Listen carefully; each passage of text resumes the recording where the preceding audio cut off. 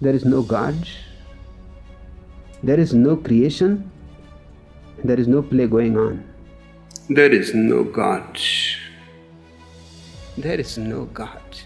So how can I consider myself a God? God is the greatest lie invented by man. तो भैया आज बात करते हैं ओशो के नो गॉड फिलॉसफी के बारे में। नॉट इवन ओशो, कई सारे ऐसे फिलोसोफर्स, स्पिरिचुअल टीचर्स, लीडर्स हैं जो ये मानते हैं कि भगवान जैसी कोई भी एंटिटी एग्जिस्ट नहीं करती है, जो मानते हैं कि इस पूरे ब्रह्मांड को ना तो किसी ने बनाया है और ना ही कोई चला रहा है। लेकिन इन सबको सुन करके एक आम इंसान को, हम जैसे और आप जैसे लोगों को तो यही लगेगा, तो फिर क्या, फिर ये चीज़ें कैसे चल रही हैं? ये तो कोई कोइंसिडेंस तो हो नहीं सकता कि फूलों के कलर अलग हैं, पत्तों के कलर अलग हैं, कर्मा जैसी चीज़ें हैं, या कहें कई सारी ऐसी चीज़ें हैं इस ब्रह्मांड में जो हमें सोचने पर मजबूर कर देती हैं कि भाई कोई ना कोई तो इसके पीछे है, ज़रूर है। ये चीज़ें अपने आप तो नहीं हो सकती। आज के इस पॉडकास्ट में दोस्तों इसी चीज़ के ऊपर चर्चा करते हैं और जानते हैं कि आखिर ऐसा क्यों इन जैसे महान फिलोसोफर्स, स्पिरिचुअल टीचर्स कहते हैं कि ईश्वर नहीं है। अब ऐसा तो है नहीं कि ये डिबेट सिर्फ इंडिया में ही हो। जर्मन फिलोसोफर नीत्शे ने तो ये भी कह डाला अपने book beyond good and evil में कि भगवान मर चुका है। अब चाहे दोस्तों जर्मन फिलोसोफर्स हों या अपने इंडियन फिलोसोफर्स, सभी ने कहीं ना कहीं ये क्वेश्चन मार्क जरूर उठाया है गॉड के एग्जिस्टेंस के प्रति। अब वापस आते हैं ओशो पर, क्योंकि उन्हीं के फिलॉसफीज से हम ईश्वर को या कहें उनके एग्जिस्टेंस को बेहतर तरीके से समझ पाएंगे।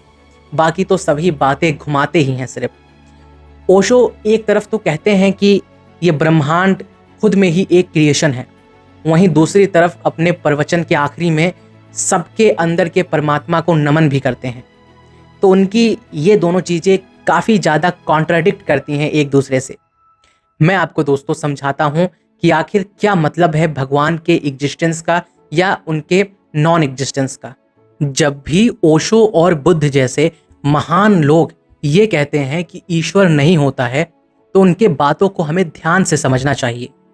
उनका ये मतलब होता है दोस्तों कि जो मान्यताएं हमने अपने रूढ़िवादी सोच पर बना रखी हैं ईश्वर के प्रति, वो बिल्कुल ही गलत है।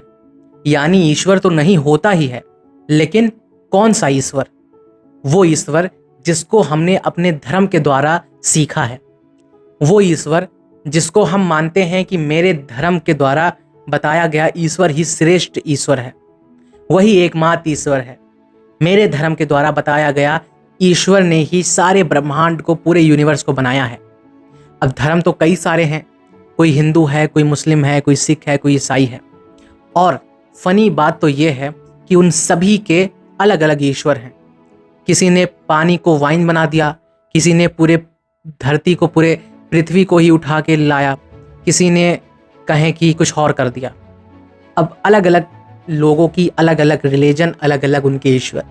तो ओशो और बुद्ध जैसे लोग यही कहते हैं कि ये सब चूतियापा छोड़ो, ऐसा कुछ भी नहीं है। ना किसी ने पानी को वाइन बनाया, ना किसी ने पूरे कहें कि धरती को उठाया, ना ही किसी ने कुछ किया। उनका जो ईश्वर है, जो कहें वो मानते हैं, जिस परमात्मा की बात ओशो करते हैं, अब उस पे आते हैं। दोस्तों ओशो ने कभी ये नहीं कहा कि परमात्मा ने इस पूरे ब्रह्मांड को बनाया, परमात्मा के द्वारा ही इस पूरे ब्रह्मांड को चलाया जाता है, या कहें कि परमात्मा के द्वारा ही हम लोगों ने जन्म लिया। नहीं, ये बातें भी कहें इलॉजिकल ही है, जब तक कोई प्रूफ, जब तक कुछ ना हो। उनका परमात्मा का क्या मतलब है? उनका परमात्मा का मतलब है हर एक इंसान के अंदर बैठा वो ज्ञान, या कहें वो एक ऐसा रोशनी जो उसको प्रफुल्लित करता हो, जो उसको कहें जानवर से इंसान के कैटेगरी में डालता हो, जो उसको बुद्ध बनाए। वो उजाला, वो रोशनी, वो ज्ञान, वो इनलाइटमेंट को यहाँ पे ओशो ने परमात्मा कहा है। ओशो, बुद्ध, कृष्णमूर्ति जैसे लोगों के अंदर बैठे परमात्मा बिल्कुल साफ हो चुके हैं। उनका जो श्रेष्ठतम रूप है वो आ चुका है।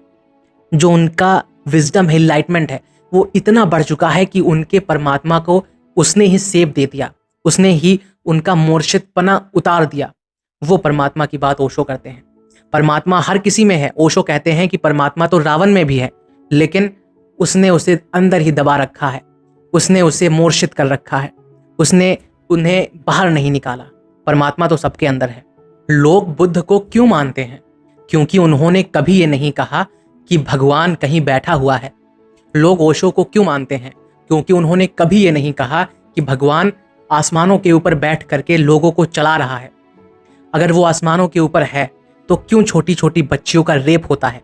अगर वो देख रहा है सबको, तो अगर वो देख रहा है तो क्यों पैदा होते बच्चे को कैंसर हो जाता है और आधे एक साल में उसे अपनी जान गंवानी देनी पड़ती है? क्यों छोटे छोटे बच्चे भूखमरी से मर जाते हैं? अगर वो है और देख रहा है तो, और अगर देख रहा है तो वो परमात्मा, वो भगवान, वो ईश्वर कैसे हो सकता है? वो तो रावण से भी बदतर है, जो देखते हुए भी नहीं सही करता चीज़ों को। और अगर वो ईश्वर है तो उसके हाथ में कंट्रोल भी होगा ये सब सारी चीज़ें सही करने की, लेकिन वो नहीं कर रहा है।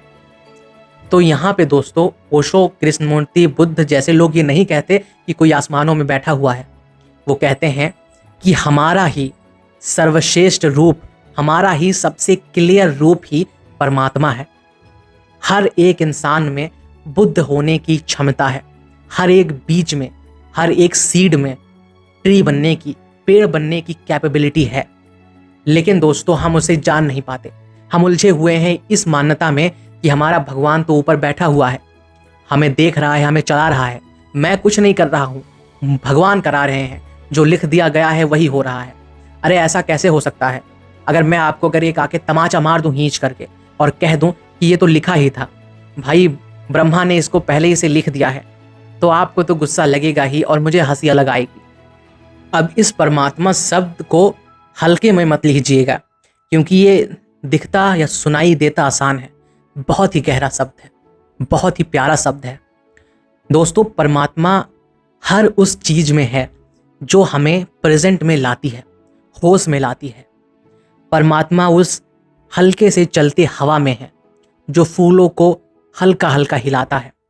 परमात्मा उस बहते हुए पानी में है जो हमें होश देती है। हर एक चीज जो हमें होश दे सकती है उसमें परमात्मा है। और अगर हम अपने सूक्ष्मतम रूप में आ जाएं, अपने क्लियर फॉर्म में आ जाएं, तो हमें सिर्फ परमात्मा की सिवाय और कुछ नहीं दिखेगा। फिर हम इंसान के अंदर ये नहीं देखेंगे कि उसने कैसा क्या किया, हम ये देखेंगे कि उसके अंदर भी एक परमात्मा है जो शायद अपने सूक्ष्मतम रूप में नहीं है लेकिन है। और यहीं पे दोस्तों ओशो कहते हैं कि हर एक इंसान के अंदर बैठे परमात्मा को नमन। आज के लिए दोस्तों बस इतना ही। आशा करता हूँ आपको समझ में आया होगा। हम इनसे और लंबा नहीं खींच सकते क्योंकि वीडियो बहुत ही बड़ी हो जाती है।